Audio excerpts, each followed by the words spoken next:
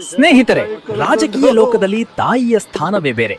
ಹೌದು ವೀಕ್ಷಕರೇ, ಮಾಜಿ ಪ್ರಧಾನಿ ಎಚ್.ಡಿ. ದೇವೇಗೌಡರ ಪತ್ನಿ ಚೆನ್ನಮ್ಮ ಅವರ ಅಗಲಿಕೆ ಇಡೀ ಜೆಡಿಎಸ್ ಕುಟುಂಬವನ್ನು ಕಣ್ಣೀರಿನಲ್ಲಿ ಮುಳುಗಿಸಿದೆ.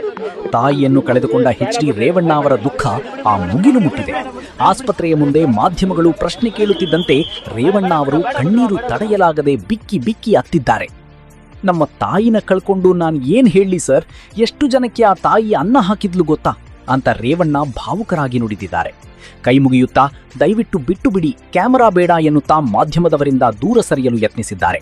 ಜೊತೆಯಲ್ಲಿದ್ದ ಆಪ್ತರೂ ಕೂಡ ಕ್ಯಾಮರಾ ಬೇಡ, ಅಣ್ಣ ಹೊರಟಿದ್ದಾರೆ ಬನ್ನಿ ಎಂದು ರೇವಣ್ಣ ಅವರನ್ನು ಕಾರಿನತ್ತ ಕರೆದೊಯ್ದಿದ್ದಾರೆ. ಕಾರಿನಲ್ಲಿ ಕುಳಿತ ಮೇಲೂ ರೇವಣ್ಣ ಅವರ ಕಣ್ಣೀರು ನಿಂತಿಲ್ಲ. ಹಸನ್ಮುಖಿಯಾಗಿದ್ದ ಆ ತಾಯಿ ಇವತ್ತು ನೆನಪು ಮಾತ್ರ. ತಾಯಿಯ ನೆನಪಲ್ಲಿ ರೇವಣ್ಣ ಅವರಿ ಅಳುತ್ತಾ ಕರವಸ್ತ್ರದಿಂದ ಮುಖ ಒರೆಸಿಕೊಳ್ಳುತ್ತಿರುವ ದೃಶ್ಯ ಪ್ರತಿಯೊಬ್ಬರ ಕಣ್ಣನ್ನು ತೇವಗೊಳಿಸುವಂತಿದೆ. ಒಬ್ಬ ನಾಯಕನಿಗಿಂತ ಹೆಚ್ಚಾಗಿ ತಾಯಿಯನ್ನು ಕಳೆದುಕೊಂಡ ಮಗನ ಆಕ್ರಂದನ ಅಲ್ಲಿ ಎದ್ದು ಕಾಣುತ್ತಿತ್ತು.